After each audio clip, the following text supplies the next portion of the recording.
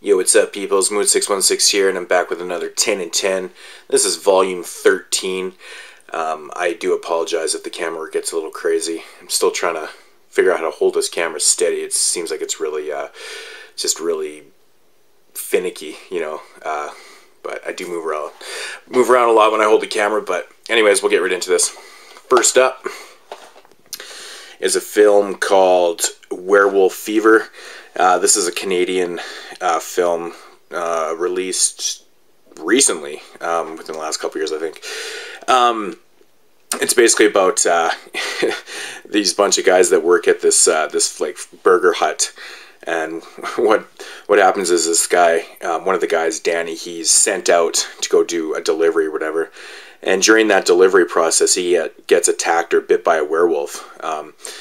And he eventually turns into a werewolf himself, makes his way back to the burger hut, and basically all fucking hell breaks loose. Just basically a short little plot, a little sum up of what happens, but it was fucking awesome, man. Like, honestly, it was funny, you know. Obviously, it was just a dude in a suit, but you know, it was really fun, great practical effects. Just really bloody and fucking... The only complaint I had with this film, to be honest, was the fact that it only ran about 66 minutes. I could have probably done with another 15 minutes easily, but it was very enjoyable. All the characters were awesome. And like I said, the practical effects was just fucking amazing, man. They did such a good job with what they had, so...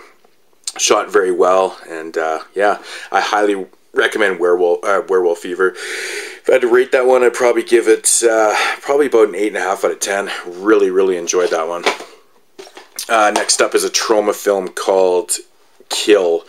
This one is simply one of those films where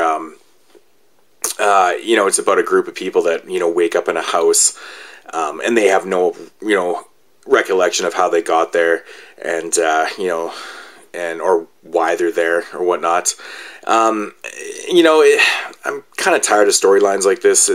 They really don't do anything for me, and this was no exception. It didn't really offer anything new to the table. It was just a weird film. Like, it was just filled with fucking all the stereotypical characters, the asshole, the fucking all that shit.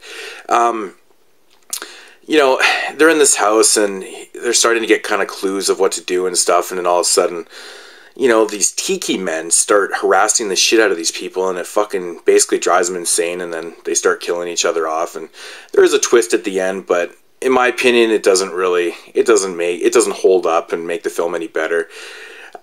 You know, I'm a big fan of trauma films, but this one was really lackluster, and it was just, that storyline is just played out and boring. I don't know. It's, you know, kind of like a 4 out of 10 for me. There was a couple decent moments. There was some pretty decent kills in Kill, but that was really about it. I don't recommend it to watch those kills. Next up is Satan's Playground. This is basically about the New Jersey Devil. I thought it was really good. It had some really fucking creepy characters. If you're not familiar with the New Jersey Devil story, it's basically about, I think it was Miss Leeds, I think was the mother. She had...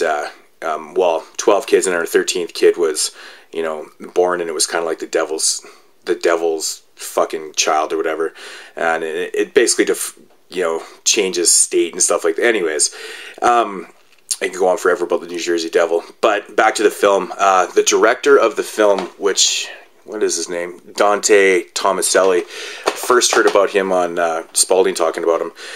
You can tell he was very heavily influenced by Sam Raimi. The camera shots in the forest in this film were fucking fantastic. They're just very reminiscent of the very first Evil Dead film and stuff. My only complaint with this film, I really did like the characters. I thought they were kind of fun, creepy, and shit like that. I wish there was more gore in the film, to be honest.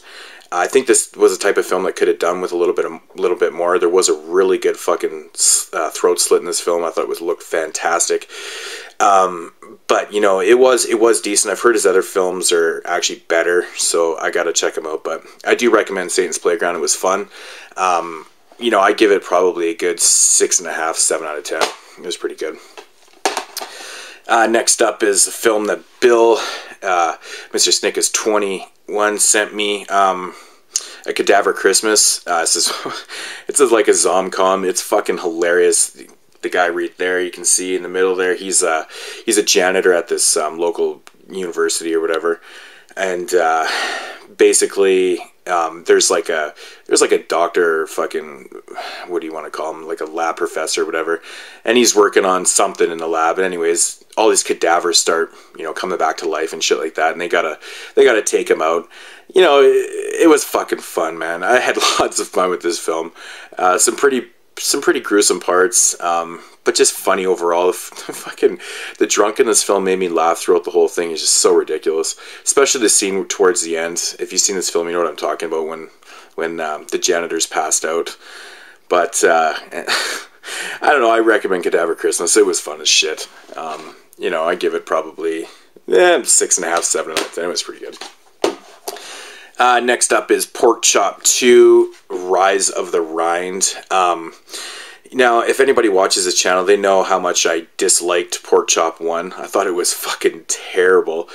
You know, but, so anyways, no, just me being me, I gotta check out Porkchop 2, because I'm curious. And, you know, this one I did like more, but it was still not that good at all. You know, it's basically about this guy and his family, or this young high school kid and his family. They move to this, wherever this is taking place. I can't even remember. But anyways, they move from the city to the country, where, and in this, you know, this house where all this shit happened and stuff like that. And anyways, Buddy, the guy, meets up with this girl and stuff like that, and she kind of, you know, befriends him and stuff and takes him in and shit like that. And, you know, because he's kind of a nerd a little bit and shit like that, and they throw this party, and, you know, there's not really a whole lot to say about this. It was just really not that fucking good. The weirdest part about this, maybe kind of a spoiler alert.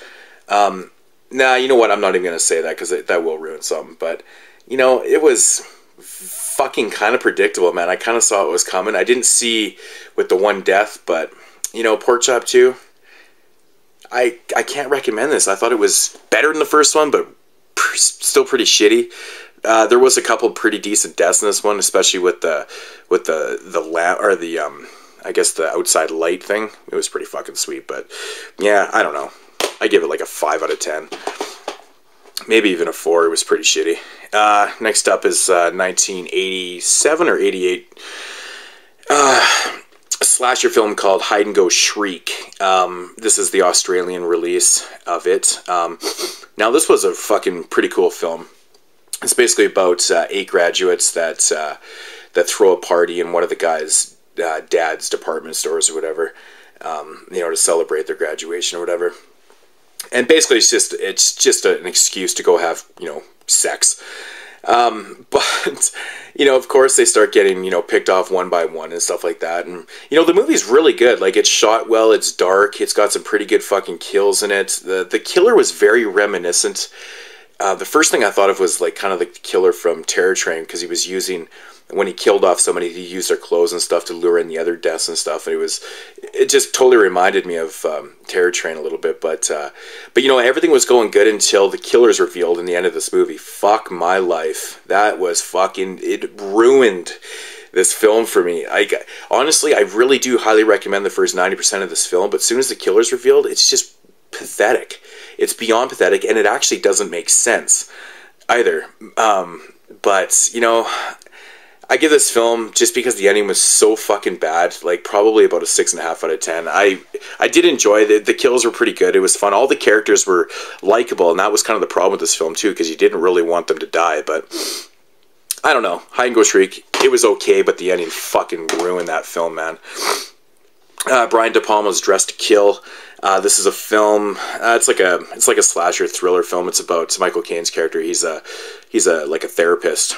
And basically, what starts happening is that his you know, his patients are starting to get killed off, you know, slashed up and shit like that. And there's like this big investigation and shit like that, and some twists and turns towards the end and shit. You know, the film's not bad. I actually did kind of find this film to be quite boring. I did like Michael Caine in the film. Overall, I don't know. I don't really recommend this film a whole lot. I mean, it's shot well. I thought there could have been a few more deaths in it, maybe a little bloodier, but maybe that's just the gorehound in me, I don't know. But, you know, it's not bad. I don't dislike this movie. I didn't love it, but it is pretty good. And I'd say, like, you know, 6.5. Next up is a film called It's My Party and I'll Die If I Want to. This is about a girl that her birthday's on Halloween. What her friends decide to do is basically fucking throw a party in this this old abandoned house with a history and shit like that. So what happens is they go to set up this party and stuff, and she shows up. And, you know, the house kind of comes alive and starts picking off the people one by one. You know, very similar kind of storyline. But, you know, in all honesty, this movie kicked fucking ass. It was shot fucking brilliant. You know, all the characters were fucking... I liked all the characters. The gore effects were some of the best I've ever seen in a low-budget film. It was just so fucking good, man. Creepy atmosphere. And there's actually a cameo by Tom Savini in this film. And which, the thing I do really love about this, they didn't post his fucking name all over the front cover on this film. So you don't even know that he's actually in this film, which I really respect that. They didn't try to sell the movie with using Tom Savini's name. Absolutely fucking love that. But this was just one of those films that I would recommend to anybody if you know, especially gorehounds, you know, just demons, fucking, it was good, man. Like, there's a whole backstory to the, you know, why the house is like that and shit like that. I'm not going to get into it, but I do recommend this and watch it. But the way this movie develops from the story and shit like that is just fantastic. I fucking loved it. This is easily like a 9.5 out of 10 for me. Loved it. One of the best films I've watched in a long time. None of that is like a non-exploitation film. It's about this girl right here. She gets gunned down by this like mob or whatever, and she's taken in like, what do you want to call this here? In like the supernatural. She's taken in, you know, in like heaven by this supernatural, you know, they're called the Order of the Black Habit, a group of supernatural vigilante nuns. That's right. So they're brought in, and God and Gandhi and stuff like that, and you know, it's kind of fucking, the premise of the film is ridiculous, but it is kind of funny. If you like non-exploitation films, I don't know, man, I do recommend this. I had fun with it. It was funny. There was, all the characters are pretty nutty and quirky and shit like that. Shot kind of grindhouse, some gore in it. You know, overall, it was just entertaining. I give this like a good, you know, 7 out of 10. It was fun. And last up for the 10 and 10. Sorry, I can't get these things under 10 minutes anymore because I can't shut the fuck up. But anyways, American Nightmare. Fuck, I gotta get a better fucking way of displaying these. American Nightmare is part of the Katarina's Nightmare Theater. This one is basically about a girl that...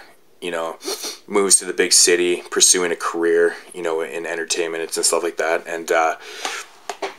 and you know, her brother decides to go look for her because she's quite young and she doesn't really know what she's doing. But you know, of course, she ends up being murdered in the beginning of the film, and the whole film is basically about, you know, him trying to find her, and it's like this investigation, shit like that, and then, you know, he discovers like some really fucking ridiculous, you know, facts and shit about what's going on and stuff, and there's some twists and turns. The film it's kind of boring in spots, to be honest.